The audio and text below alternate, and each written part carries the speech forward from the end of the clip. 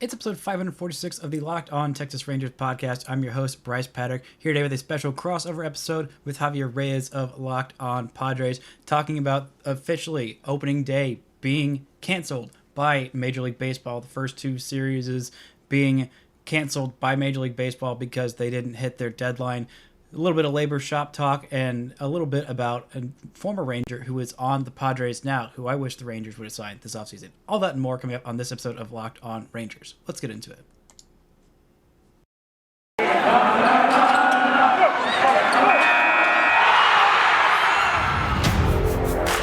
You are Locked On Rangers, your daily Texas Rangers podcast. Part of the Locked On Podcast Network, your team every day.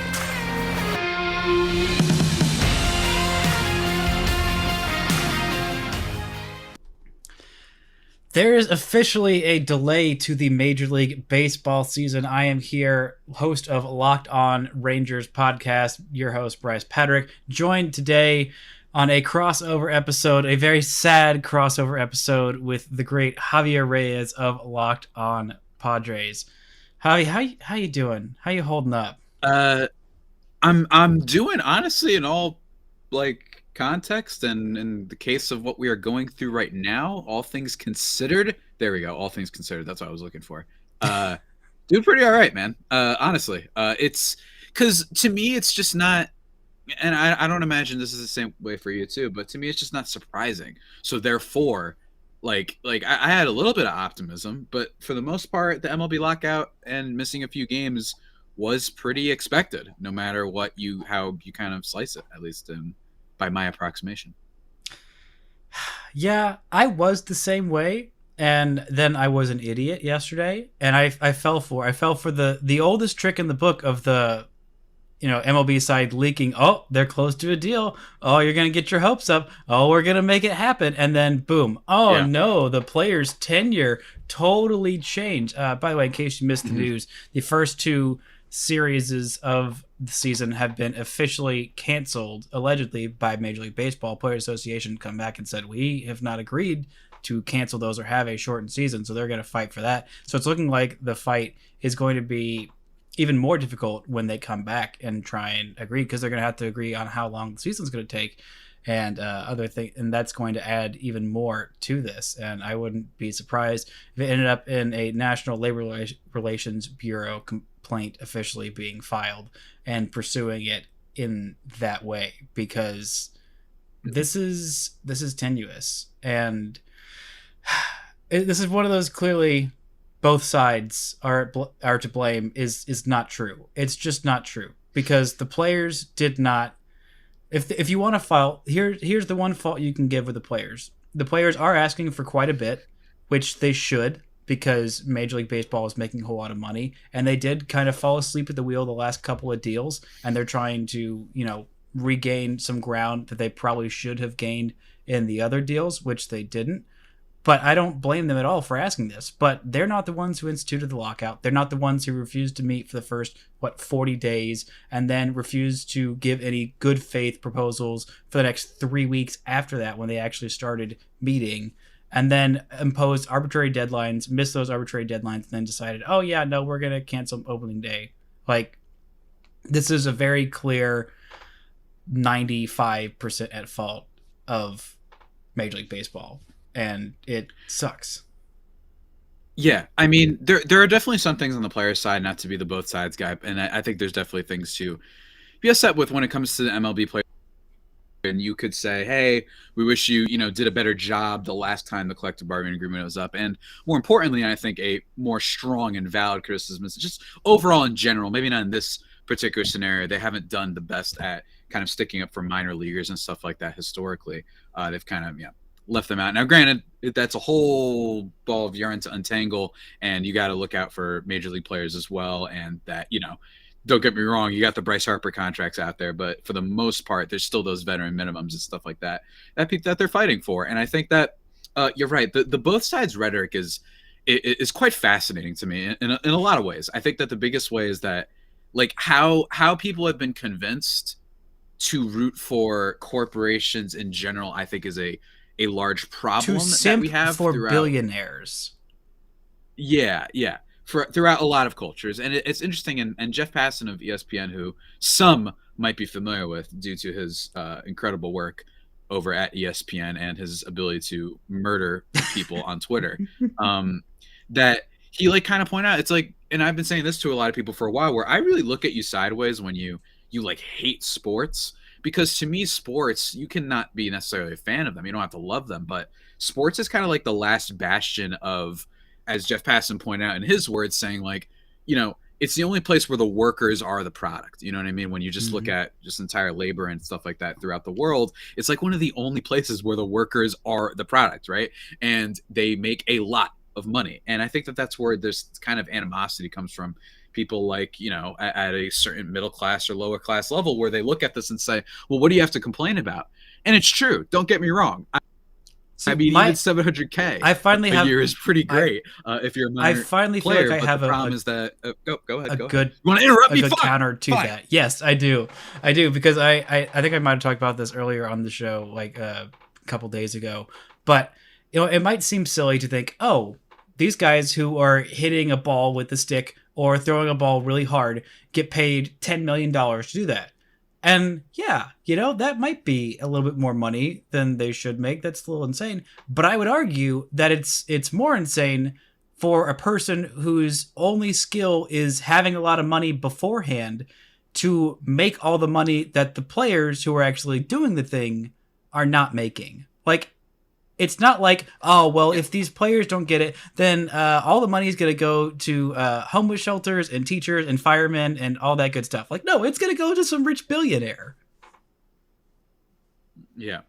And that's kind of like the big problem we have right now, right? Where it's just like, don't get me wrong. Like, I mean, I'm not going to say this on the podcast. So my thoughts about the whole, like the fans losing the most and what have you, and that this is really a bummer in a lot of ways. And it is for fans, definitely a loss, but it's just kind of, you have to understand percentages and how much a billion is compared to a million. You have to understand that just because Walker Buehler has a 2-year, $8 million contract, that does not mean that like he's just guaranteed for life. That's a great amount of money. I'm sure he'll be okay. But to speak for yourself, if someone pays me $8 million, I don't have to do a dang thing the rest of my life. Yeah. I mean, it's just, it's good. It's a good living, but I think that it's also possible. I know that there was a lot of fuss about the AP headline this week. Oh, or last the AP week has or had over the some weekend or whatever pretty big goofs the last couple of weeks of their phrasing of things, and also selling an NFT of refugees on a life raft in like the same 2-day span, which not a great look for the AP. Yeah, and there's a lot of blame to go around in terms of how this messaging has gone across, where there are people who look at this and say millionaires versus billionaires, which is the very popular, punchy kind of tagline that people like to put on this. But I think that that's just a giant oversimplification of things, because you're watching the players. They are the product. I don't think you should really care that Steve Cohen can't afford his 8th limousine ride in the last 24 hours. You know what I mean? Like, it's just not really, that's not an issue for you, the fan. That should not be a thing for you. Instead, you should be saying, well, in actuality, if the owners literally accepted the very original proposal, probably, and our buddy Lindsey Crosby over at Locked On MLB Prospects, great podcast, made this point where it's like they'd still probably be winning even if they took that original deal. So it's kind of this situation where I hate when people say they're like it's the players' fault, because that's technically true. The players, if they had just gone up there and said, fine deal, then we're done. That is technically true, but that's why it's an oversimplification, right? That's why. But if the owners fight for but things, if the owners didn't put out those deadlines and fluff around, then it wouldn't have. Yeah, but to me, it's not even that, right? To me, it's just like the in general thing of we have a lockout because players are disagreeing, but then it's you also need to, if you are going to say, then you have to be like, look, maybe the people who have infinitely more money and resources are the people also to blame. And I think that that's really where kind of the kind of general thought is right now. And I'm overgeneralizing. I don't think everybody feels this way. I think that a lot of people are catching on to how the world unfortunately works right now. But it's unfortunate, man. It's unfortunate. There's a reason why the show Succession is popular. So there most definitely is a few reasons why that's popular, and You can bet we're going to be pissed that we're going to miss some games. But, if you want to go bet on sports games, there's only one place to go. It's betonline.net. Football might be over, but, basketball's in full steam in both pro and college hoops as well. From the latest odds, totals, player performance, props, right to where the next fired coach is going to land. Betonline.net is the number one spot for all your sports betting needs. They've also got all kinds of great stuff. It's not just basketball. BetOnline.net is your source for hockey, boxing, and UFC odds as well. So head to the website on your mobile device or your computer. Sign up today. Learn more about the trends in action. BetOnline, where the game starts. Now, I did put out a very late call for questions, I think like an hour ago. We did get a few questions that were pretty good. I want to start from the main one from my boy Sam Mills, longtime friend of the me, and I guess thereby association, the pod. The me, the friend. I was going to say of the pod, and then I was like, of the me. So, but he said, do you need a hug? And my answer is yes. Javi, it seems like yours is no. No, I'm doing all right, man. Look, it's very unfortunate. You know what I mean? This is something that both of us have a vested interest in continuing. We are literally hosting this podcast. I do some baseball writing as well, as some people might be familiar with. Go check it out. Just Baseball, great website. But part of me is also like, at least I have some spare time to do work on some other things and what have you. And I have some more, I can read my books and whatnot. But that is also a good point to tie into it, where it's like, that's why the lockout is even more damning right now and more concerning about the future of the league, because this ain't 1994. You know what I mean? At least back then, people were kind of trapped and, hanging out at home and watching baseball and whatnot. But now it's like, hey, how about we just go watch Moon Knight? You know what I mean? Like, how many kids and how many people are just going to say, let's go watch the new Moon Knight series. Let's go, I don't know, play a video game where you have access to all these incredible properties. Like, I just think that the times have changed, that there's a lot of different things competing for our eyeballs. And, viewership attendance across literally every program on live TV is down, with the exception of the Super Bowl. Like, everything's going down. So it's kind of makes you wonder, like, can baseball come back from this? I think they can, maybe, but this is a really long-winded way of me answering whether or not I need a hug. But the answer is, I think I need a hug because everyone needs a hug. But I think I'm doing, better than most. Sam gives some solid hugs, but no, this is definitely sent me spiraling the last couple of days into career existential dread. And why did I try and pursue a sports media career, especially centering all around baseball? Like, that was a really dumb decision in hindsight, but I'm here and I'm sticking with it, and I'm just gonna let myself spiral for another day or so and try and be less chronically online as I have been the last couple of days, and maybe that'll make things better. But it's fine. Anyway, from Hops and Hoops, is there a scenario where MLBPA actually holds out all season? How would you feel about it if it ultimately helped the players get a more fair deal? Well, they'd have to absolutely gouge Major League Baseball if they held out all season, or if they did not get a deal all season. Like, they'd have to absolutely gouge them for me to be like, all right, yep, that's worth it. That's absolutely worth it. Like, I don't know, freaking $1 million, double the minimum salary, actually get some progress on the CBT, still have that, maybe a 10 or 12 game playoff. There'd have to be some huge leaps and bounds, because while I still think this deal was a slap in the face, I do think it might be the best Major League Baseball is going to offer until there's some significant portion of the season miss, which I hate to say, and I don't like that that's the deal, but I think that's just kind of what it is. But my sentiment might start to turn more on the players if, depending on where Major League Baseball doesn't move for 2 months, which is entirely possible, then, man, I'm not going to blame the players at all for holding steady on what they're asking, because Major League Baseball is refusing to meet them anywhere close on so many big areas where they've actually caved quite a bit on some of the other bigger areas. Yeah, that whole pool of money thing. Remember the famous the $115 million proposal in the league counted with 10, right? There's just areas like that where I think that in general, I would love to answer the question, if they did hold out for the whole season, that would really stink for me and a lot others. But just as a fundamental belief in rooting for the players, the worker in this case, I'd be happy for them. You know what I mean? In a lot of ways. Don't get me wrong, they're doing better than a lot of other industries. Go Google, Amazon, Alabama, if you want to have just an idea of how other worker stripes go. Look up GMG union, stuff like that. Like there are a lot of other ones out there that are struggling, but just as a fundamental, always rooting for the and worker over the billionaire. This is like this time in our lives is like a big, like there is a big swing back towards like workers' rights and unions and the power of unions that hasn't been there in a long time. Like the entire media industry is unionizing. I was part of the paper that was the first unionized paper in the state of Texas, and then within like 6 months there were like 4 more, which is great. Love that. And other unions as well, and other like big companies that are finally, I mean, it's a hard fight, but it's a movement nationwide, and it's not just about baseball. It's about all kinds of industries that are going there. So yeah, and not to make this the union chat, they can be a little bit complicated. Oh yeah, they're all very complicated. It complicated. doesn't necessarily prevent everything from happening, but you know, the worst case scenario is go look up what is it, episode 2 of Succession.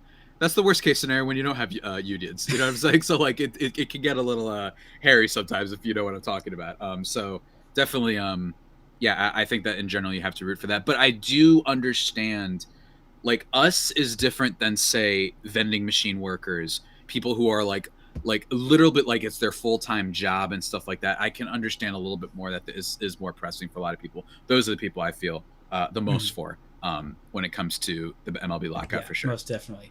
Anyway, this next question is from Sean Daniel. Is a really interesting one. Once a deal is finally reached, how long might it take for regular season games to begin? I'm intrigued of how free agency will work following the deal.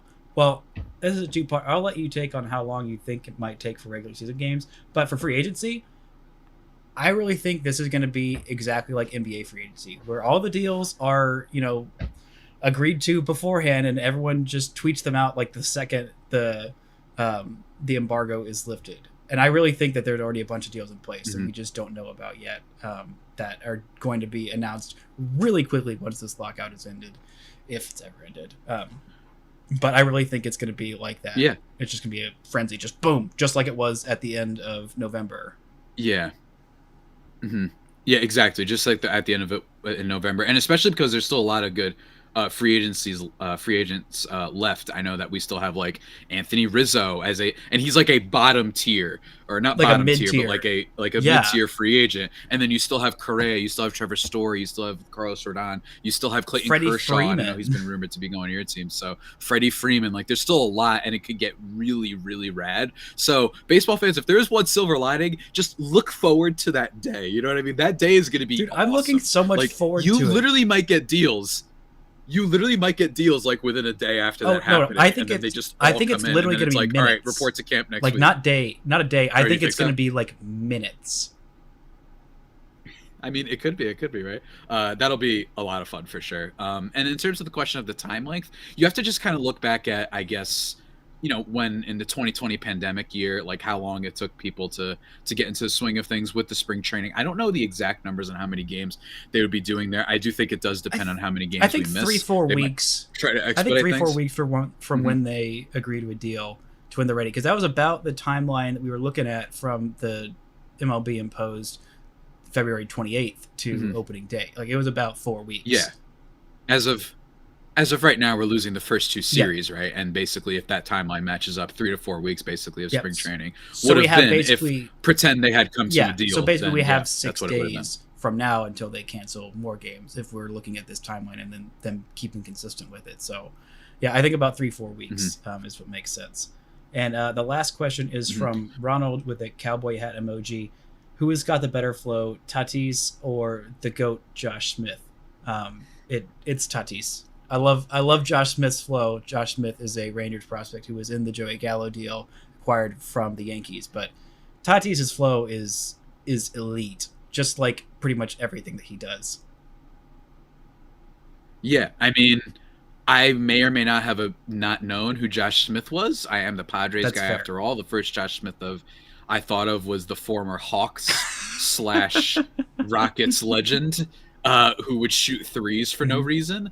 And he couldn't make them. I mean, in fairness to Josh Smith, I mean, he was trying to expand the Rangers his game. Actually have I think maybe two Josh Smiths. knew where the direction of the NBA was going, and maybe that's why he started shooting threes, even though they couldn't make them.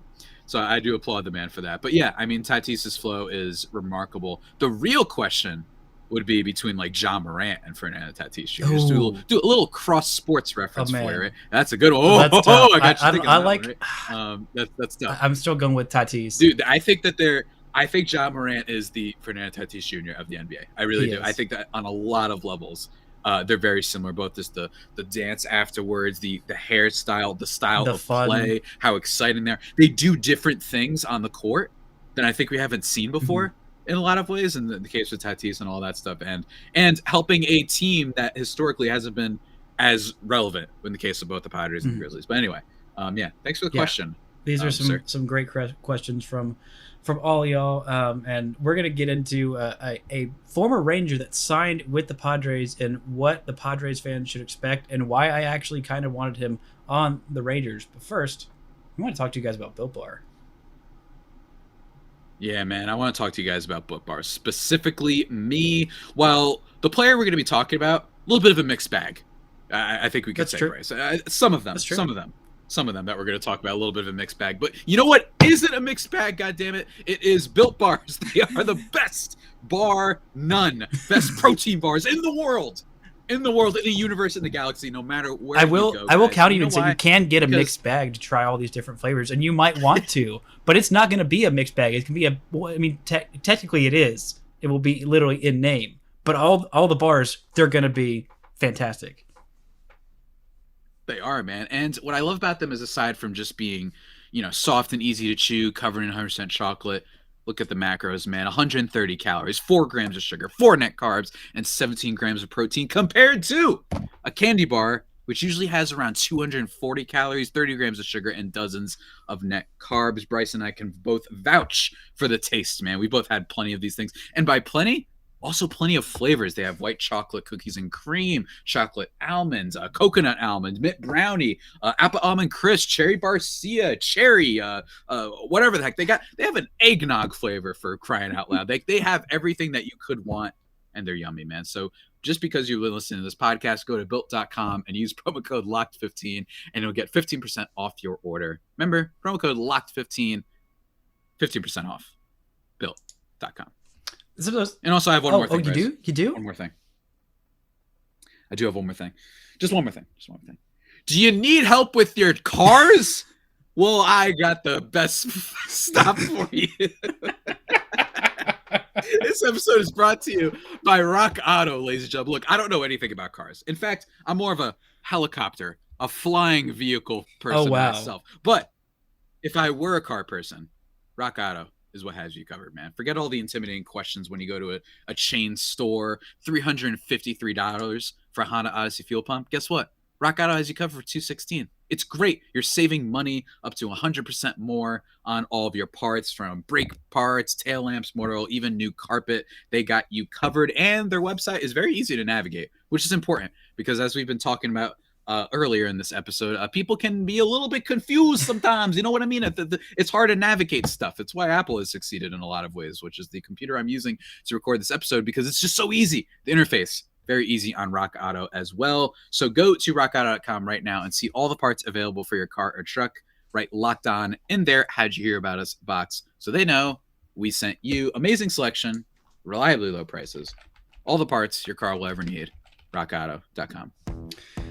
Wow, that was some great stuff there. Absolutely fantastic stuff. That was fun, man. That was fun. Now we're going to go from that to the great, the one, the only. Nick Martinez has signed a deal with the San Diego Padres. Mm-hmm. And, this is a guy who was very early on in my Rangers watching, played a big part. He came up in 2014, the year from heck of the Rangers, a guy who was just about fine. That's about what he was as a major league pitcher. He was who I would describe as a quad A kind of guy, halfway between AAA, halfway between the big leagues. Wasn't quite good enough to stick in the rotation long term, but was just okay. And the Rangers, he did what the Rangers needed him to do, which was just be okay. He had a 4.77 ERA in 415 major league innings across 4 seasons, with the Rangers, spent the last couple of years in the Nippon Professional Baseball League in Japan, came back and was really solid in Japan, a 3.02 ERA in 378 innings across 3 seasons there. So he was a guy who I thought the Rangers might look at because they liked him when he was here. He was pretty fine when he was here. But again, those were some actually competitive Rangers teams that he was on, so he wasn't really cracking the rotation. The Rangers had a pretty deep rotation at the time, but he just couldn't quite stick as he was either a long reliever or the last man in the starting rotation or going back down to AAA. And, you know, I think this is exactly the type of signing that the Padres need, knowing what the Padres' issues were last year of we have all these great arms, but all of their arms are falling off. And we just need some guy who can come in there and be solid because we're signing Vince freaking Velasquez and Jake Arrieta. Like that would solve anything, but I don't blame them for trying because they had to try something because everybody was hurt. Yeah. But I think this is exactly the type of guy that the Padres need. The Rangers need some depth of pitching because I don't trust what they've got in the last 2 spots of their rotation right now. But I mean, y'all went and got him, and much respect for doing that because I think he can really help the Padres next year. Hey, look, I mean, Nick Martinez, 4 years, $20 million from the Padres was one of the deals that they made before. It was 4 years, $20 million. Oh my gosh! Yeah, that's a great deal. Yeah, so it was a little bit surprising in a lot of ways. Maybe, I mean, it's $5 million per year. It's kind of whatever, right? But I think it's very the 4 years part surprised me. I guess they're just kind of if he's gonna get $5 million. Yeah, the 4 years surprised me. Yeah. But like that's still a pretty good price for a guy who pitched very well in Japan and was solid average-ish very back end of the rotation guy. So like I don't know, I think there's definitely some value there. I'm not exactly sure what kind of innings he's going to be able to give them. I think like I said, he pitched 430 innings over 378 innings over 3 years. So a little bit over 125 innings per year. So I think if the Padres could get that out of him, I think they'd be pretty pleased with a $5 million and like a decent-ish ERA. Like I think he can give them that. Yeah, I think that it's just kind of a reinforcement thing where they're saying, and hey, maybe they even want to use him as a reliever at some point. I think they're just kind of looking at some of the other arms. They want to make sure that they don't have that Vince Velasquez, Jake Arrieta thing again, because you lose AJ Monahan at the beginning of the year, then into the season. Let's just talk about people not performing all that well. You know what I mean? Blake Snell was a mess for most of the season until the end. And at the end, he gets hurt. You have Dinelson Lamet, who is just, like you said, but their arms were just falling off. Brice Paterik gets hurt. All these guys are getting hurt to the point where we're like, oh my God, like we don't even have anybody left. So having Nick Martinez, who maybe presents some upside, maybe he learned a few things over in the Nippon League, and that's one of the reasons they were interested in him. 4 years, 20, it's not that bad. Is the AAV a little bit like, all right, whatever. But at the same time, I think Padres fans shouldn't be expecting the team to be able to go out and get everybody. They've become a little bit spoiled. I know that sounds weird, but I think Padres fans have actually become a little spoiled in the sense that they just keep thinking that AJ Preller can, like in perpetuity, just keep doing these giant blockbusters. Everyone I get questions all the time that are like, well, Vince Velasquez is on the market, or Chris Bassett and Sean Manaea. And it's like, well, first of all, Vince Velasquez, or not Vince Velasquez, Luis Castillo. I'm sorry. That was a huge brain fart. My God. Luis Castillo of the Reds. Basically the same player. Yeah. Basically the same. Yeah, basically the same player, right? Like everybody's asking for him. I remember actually, and I talked about the Nick Martinez signing, and my thing was, he did not succeed here before. Time has changed, but I don't know what's going to happen necessarily. He was a very unremarkable pitcher in a lot of ways for the Texas Rangers. So maybe he learned some things. And I remember getting a comment from someone whose last name was Martinez, which scared me. And I was like, did I like insult his brother or a dad or a family member or something? I always worry about that. Because I also at the end of it said that I am only going based on my take on what his MLB tenure was. And if we are going at the MLB tenure, very unremarkable. So my thing was like, was there not another kind of low end pitcher you could have got out there for a little bit less? Who knows? I might be wrong. Because, in fairness, one thing AJ Preller has been very good at is kind of those low-key trades and signings. I cannot mention of course, the name of the person who plays first base for the Padres, is a longtime rule for my podcast. But the Padres first baseman, that contract isn't good. Maybe you could argue that the Darvish and Snell things have been good, but those little things, you cannot argue the Darvish hasn't been good. Not in front of me. You can do it behind my back, but not into my face. For the Padres, man. For the Padres. No. I'm not talking about he's a legend. In any capacity. He's a legend. Anyway, but no, he also, I'm also pretty sure that, actually, when did he leave? Martinez was drafted in the 18th round of 2011. So yeah, no, AJ Preller was still there when they drafted him. He might have gotten a few looks at him when the Rangers scouted him. 18th round pick out of Fordham University. So already a 4-year career in the big leagues is pretty remarkable for a guy from Fordham, not necessarily known as a baseball powerhouse, picked in the 18th round in 2011. So I don't like unremarkable feels a bit harsh, like nothing flat. I mean, it's not wrong, but it's he didn't do anything flashy. He's solid back end of the like pitching rotation / any like major league roster. Padres, but like again, rotation. Padres could have used like 5 Nick Martinez's last year, and maybe they wouldn't have fallen off the cliff.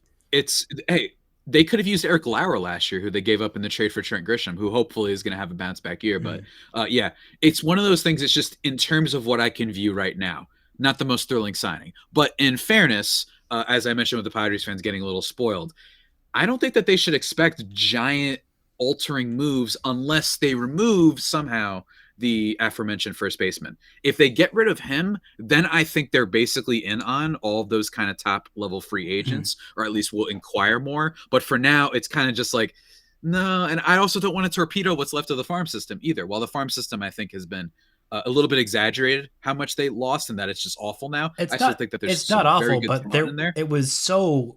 It was the best of all time. It was so phenomenal. It was so phenomenal beforehand. It did lose quite a bit of depth. But I will caution Padres fans this. Sometimes the pitchers that you're the least excited about as signing free agents and these like minor deals, like that's exactly how I felt with Kyle Gibson. I was like, really? This guy? I felt the same way about Lance Lynn. I was like, really? This guy? Both of them turned out to be absolute home runs, which, you know, not everybody can do what the Rangers can do and take these guys off the scrap heap and turn them into amazing players. But we've seen a lot of success from pitchers going over, and other position players as well, going over to Asia, figuring some things out, coming back and being strong. So I would hold some optimism out there for Padres fans. And even if he is exactly what he was with the Rangers in the major leagues, that player still has some value. Maybe not $5 million a year, but there's still... We'll see. Some stuff to be excited about. But hey, I'll tell you one thing though. Let's pretend that there was a big free agent on the market, and then if the Padres went for him, that would handicap your ability to be more flexible in the future, because they, in fairness to the Padres, they are spending a good amount of money, this Padres team. This is not, Cleveland. This is not Miami Marlins, right? So I like the idea of saying, let's do some low ball ones, because lately our big high swings haven't been doing all that much for us. So I'm interested. It's going to be one of those things where I'm looking forward to spring training. But Padres fans, the biggest thing with this signing, I would definitely say, is there are other ways to redeem this rotation, especially when, would it shock you if your boy comes back, Brice, former Rangers great, and has a complete good season. He was good in the first half, but not the second half. A complete good season. Blake Snell figures it out. We got Mike Clevenger coming back next year. Hopefully we'll see how many innings he can throw there. You got Joe Musgrove, maybe Chris Paddock gets a little bit of that mojo back from his rookie year. You know what I mean? I don't know why I'm bouncing. Maybe he gets that back, right? So you don't necessarily have to make that giant, move. So I'm looking forward to it. And I've kind of warmed up to it a little bit more. And we'll see what happens, because maybe by the time the season starts, I'm like, literally, AJ Preller, what were you thinking? I just saw this guy give up 3 home runs an inning. But for now, we'll see. For now, solid pick. There's always some value in having depth, no matter how good your rotation is, no matter what position, how good whatever position is, especially starting pitching. You can always use some depth there. But Javi, thank you so much for taking the time, making sure that I didn't have to talk about this opening day being canceled all by myself. It was just too depressing a thought to do by myself, but I'm glad that I can have you here to help ease the pain by seeing a friend and talking about this. Where can the fine folks listening to Locked On Rangers find you and your work, Mr. Javier Reyes? Hold on. I have my finger up. Oh. Damn you. Sorry, I I'm had one closing more this thing. out. I'm doing an expert job, and you're ruining it. One thing, man. That's why I said All right, one give thing. me give me your one thing, and then tell folks where they Jurickson can find you. Profar. Profar. What about him? Does he have the best smile in all of baseball? Yeah, I gotta say so. It's it's hard for me to go against my boy Joey Gallo like that, but Jurickson Profar's smile could light up the entire Eastern Seaboard, or the Western Seaboard, or both. Light up the world like nobody. People can find me though over at Javipeno, JAVIIPENO. On Twitter, I tweet about a whole bunch of weird stuff. It's true. But if you want very, very, very exclusively Padres content, at LO_Padres. And then if you want to see me doing the very weird things that I was doing on today's show, I don't know what got into me. You can check out the YouTube, Locked On Padres on YouTube, and feel free to subscribe and stuff. Because I mean, look, we're gonna be providing the people content, man. It's what we do. It's true. Even during a lockout. That's true. We got this covered, man. We're here 3 days a week and 5 days once the lockout is ended. For Locked On Padres listeners, you can find me on Twitter at Brice Paterik. You can find the show at Locked On Rangers and subscribe on YouTube or wherever the heck you get your podcast if you want to hear about some, a less sad baseball team. It's much more encouraging as of late. And hear about how the Dodgers' beloved jewel of Corey Seager is doing well and thriving away from the Dodgers. And get petty like that, then I respect it and I welcome you to my show. But thank you guys so much for listening. And until next time, don't forget to enjoy baseball.